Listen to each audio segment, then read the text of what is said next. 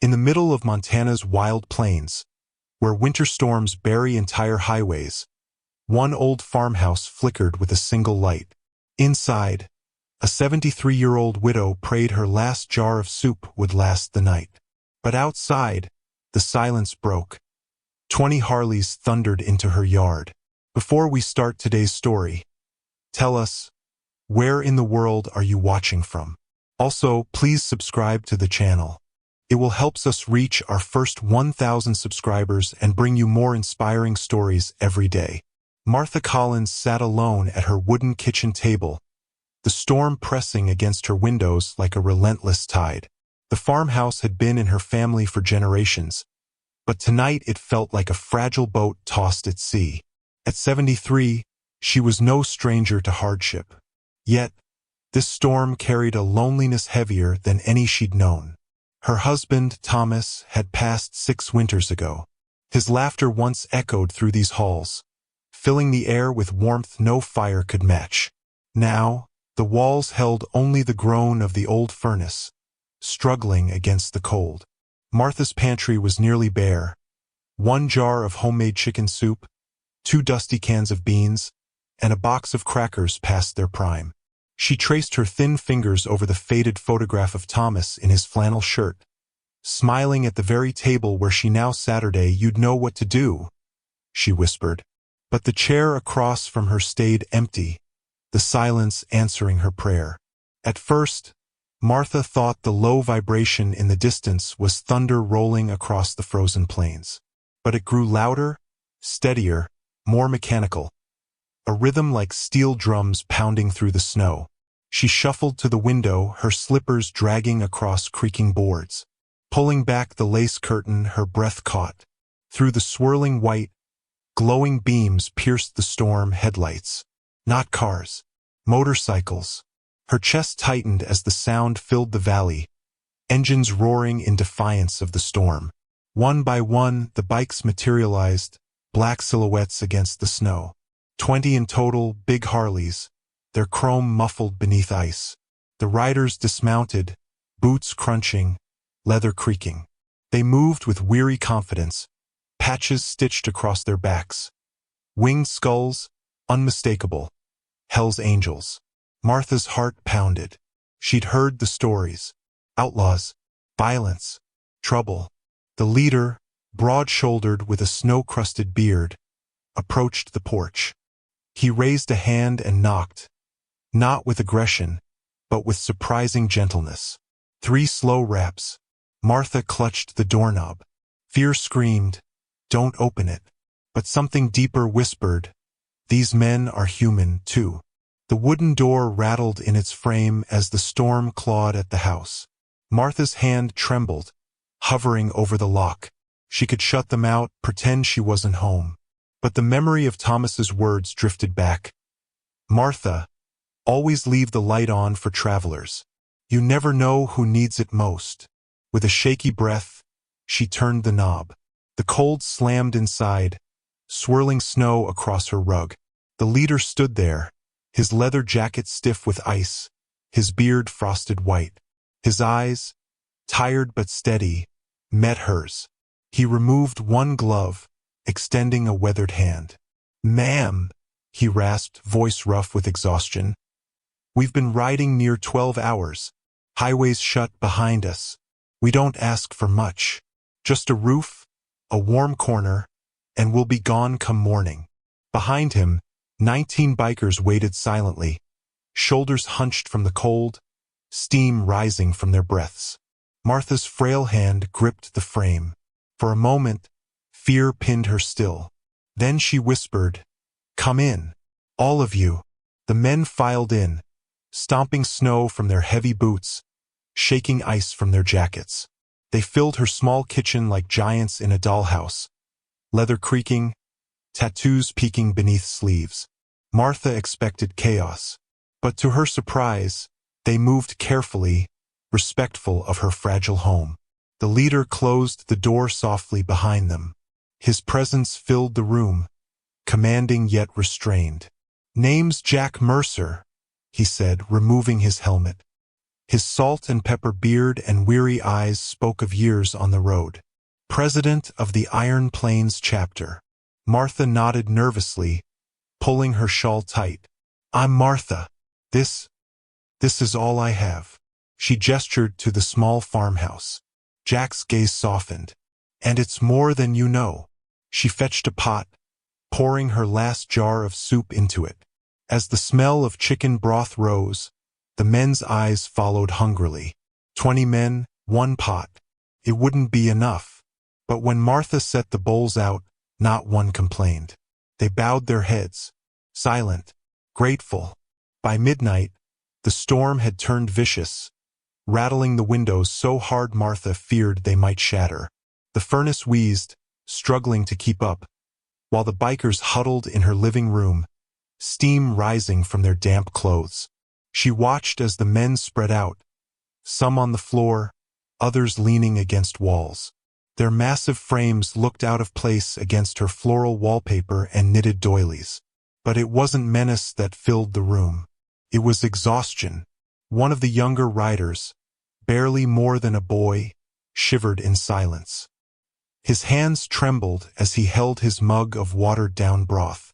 An older biker noticed, shrugged off his leather jacket, and draped it over the kid's shoulders. Martha's chest tightened. In the kindness of the gesture, she saw Thomas's spirit. Jack caught her watching. Don't let the patches fool you, he said quietly. We've all been cold, hungry, lost. Tonight you opened your door. That means more than you know. Martha nodded, eyes misting. Thomas always said, a warm light could save a soul. The night dragged on. Outside, the storm howled like a living creature, shaking the shutters with icy fury. Inside, Martha's small house had transformed into an unlikely refuge. The bikers, hardened men of the road, leaned on one another, trading quiet words and stories. Martha, wrapped in her shawl, brewed the last of her tea leaves, pouring steaming cups into mismatched mugs she'd collected over decades. She watched as the men sipped carefully, some closing their eyes, savoring the warmth as though it were gold. You all right, kid? Asked Marcus, the older biker who'd given him his jacket. Cole's voice shook. Just the same dream again. Pitch-black highway, bike broken down, nothing but darkness. Martha's heart clenched. She set a hand on his shoulder, her touch gentle, grandmotherly. But you woke up here, didn't you? In the light with family around. Cole blinked rapidly, fighting tears. He glanced around the room, the men who had become his brothers, and this kind old woman who'd opened her door. I guess I did, he whispered. Silence fell, broken only by the furnace's hum. For a moment, the storm outside faded. Martha sat back, realizing something profound. These men weren't the monsters she'd imagined. They were travelers lost in their own storms, seeking a light to guide them home. As dawn edged closer, Martha's fears crept back. She slipped into the kitchen, running her hands along the counter where the bills sat piled. The oil company's final notice, the property tax reminder. Debts she couldn't pay. Her eyes fell on the small tin box that had once held Thomas's pipe tobacco. Inside lay the last of her cash, $62. It wouldn't stretch far, not with winter so long. She thought of the soup pot scraped clean, the cupboard nearly bare. Hosting 20 bikers was a kindness, but it had cost her nearly everything she had left. Jack appeared in the doorway, as if sensing her worry. His gaze landed on the bills, then on the tin box. How long do you have? He asked gently. Martha stiffened, embarrassed. A few weeks, maybe less. But it's my burden, not yours. Jack shook his head slowly. You gave when you had nothing. That makes it ours too. His words struck her heart, igniting a fragile spark she hadn't felt in years. Hope.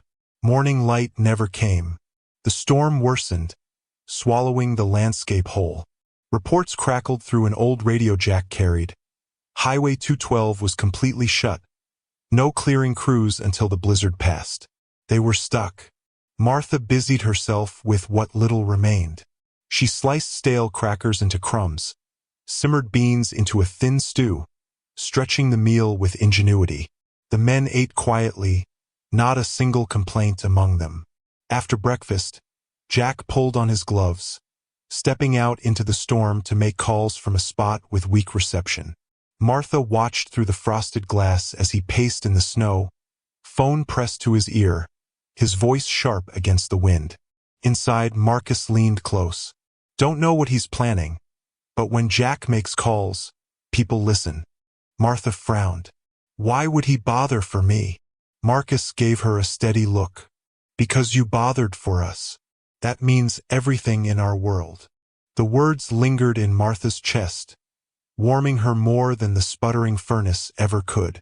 By evening, Jack returned, snow crusting his beard, his expression unreadable.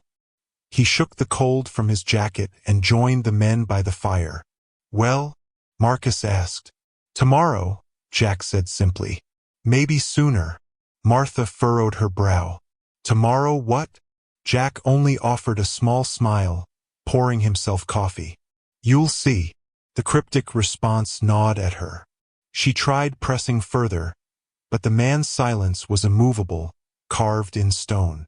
Later, as the men dozed, Marcus studied her face. You don't remember, do you? Remember what? He set down his mug. 15 years ago, a trucker broke down near here. Chest pains. You called 911, then drove him through a rockslide when the ambulance couldn't reach him. You stayed by his side all night. The memory flooded back.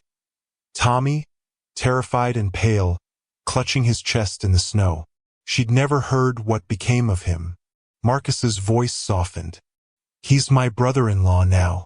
Says the angel of the highway saved his life. Martha's lips parted. Angel of the highway.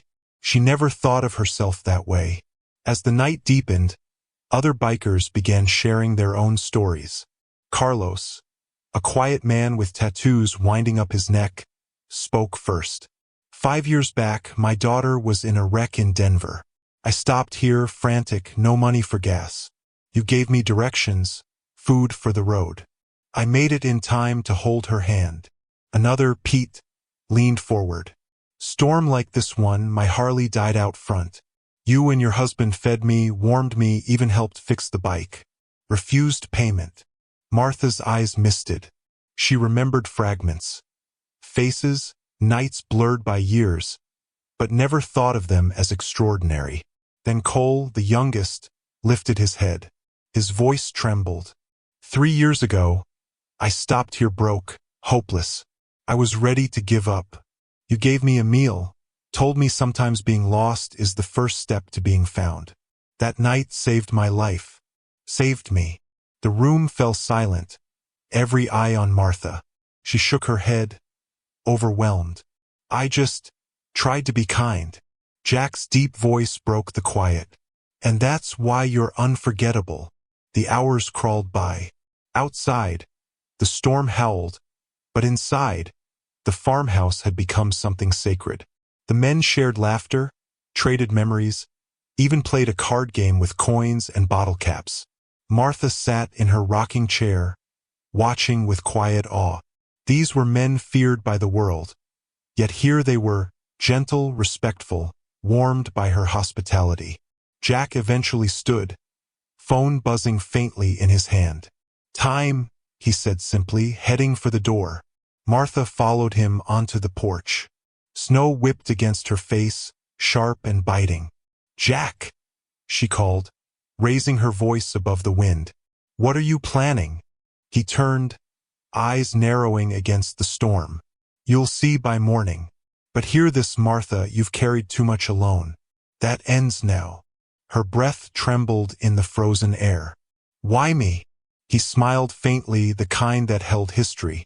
Because, Angel, you've saved more souls than you'll ever know. Now it's time for them to save you. Then he vanished into the white, phone pressed to his ear once again. Martha barely slept.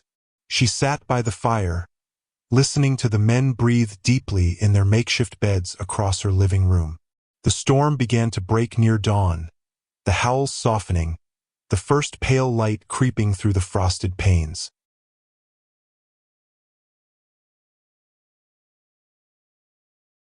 She shuffled to the window, expecting emptiness. Instead, her jaw dropped. The road leading to her farmhouse shimmered with headlights, dozens of them, weaving through the snow like a river of stars. The distant roar grew louder until it shook the earth itself. Engines, Harleys, one after another, they turned into her yard. 10, 20, 30, by the time she counted, there were 100 bikes, chrome glistening in the dawn light. Riders from every direction poured in, their jackets stitched with chapter names from across the West, Denver, Salt Lake, Oakland, Phoenix. Her porch shook as boots hit the snow, men and women striding toward her home. Jack appeared at her side, smiling at her stunned expression. "Told you tomorrow, didn't I?" Martha's knees buckled. "But why?" Jack's voice was steady. "Because you're family now." The farmhouse yard transformed into a roaring symphony of engines and laughter. Bikers embraced, shaking hands, greeting one another as though they were long-lost kin. The air filled with the sharp scent of gasoline and the warmth of camaraderie.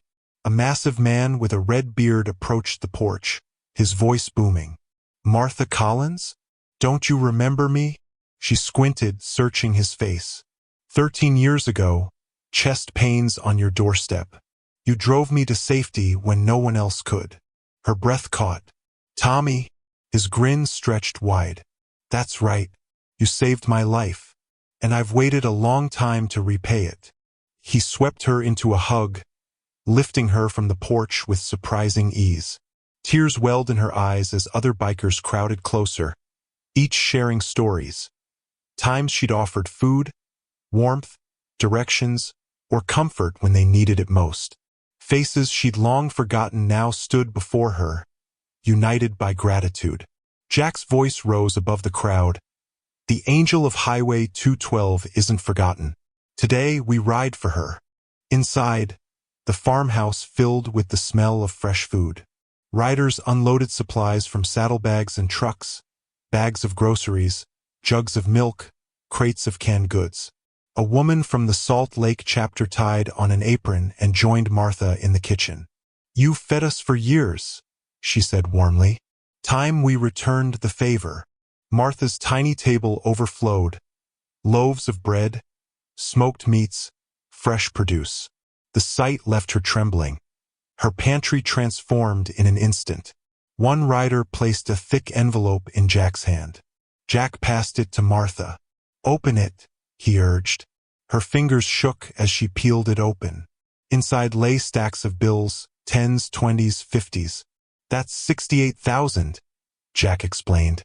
"Cash gathered from every chapter that heard your name. Enough to pay your debts and more." Martha's knees weakened. "I can't. It's too much." The red-bearded Tommy shook his head. "No, it's just right. Your kindness built this. We're only giving back what's owed." For the first time in years, Martha wept freely, her tears falling on grateful hands. But the gifts didn't end there. Jack unrolled a set of drawings across her table. Martha blinked in confusion. Plans, detailed and precise. "This," Jack said, pointing, "is your farmhouse expanded. A proper biker lounge, secure parking, repairs shop, and a kitchen twice the size. Official rest stop for riders across the West." Martha gasped. "But why here?" "Because," Jack said firmly, "you've already been our haven. We're just making it official." A grizzled biker from Oakland added, "And you'll never be alone again. This place will be under our protection. No one touches you, no one threatens you. Your family." Martha touched the edge of the papers, her frail fingers trembling. "All I ever did was open my door. And that," Jack said with conviction, "is the most powerful thing anyone can do." She looked around at the sea of leather jackets, the faces softened by gratitude. For the first time in decades, her house wasn't empty. It was overflowing with life. As midday came, the farmhouse yard looked like a festival. Rows of gleaming motorcycles stood like soldiers, chrome catching the sun. The sound of laughter and engines mingled, echoing across the plains. Martha sat on her porch, wrapped in a blanket, watching the sight with wide eyes. Bikers came to her one by one, sharing stories she'd forgotten, thanking her for moments of kindness that had rippled across years. A rider from Phoenix recalled the night she'd given him coffee and a blanket when his bike failed. Another from Denver remembered her steady voice when she'd guided him to the hospital during his daughter's accident. Each story was a thread, weaving together into a tapestry Martha had never realized she'd been stitching her entire life. Jack crouched beside her chair. "See what you built?" Her throat tightened. "I only ever wanted to be kind." Jack smiled. "Kindness is rare, Martha, and rare things shine brightest in the dark." She gripped his hand. "Thank you for reminding me." As the day waned, Martha's farmhouse had become something legendary. The bikers shared food, repaired gear, and told stories long into the afternoon. The radio on her counter crackled alive, voices from chapters miles away checking in. "Breaker 212, how's our angel tonight?" Martha lifted the receiver, her voice steady though her heart trembled. "Lights on, coffee's hot, and the doors always open." A cheer erupted from the crowd outside.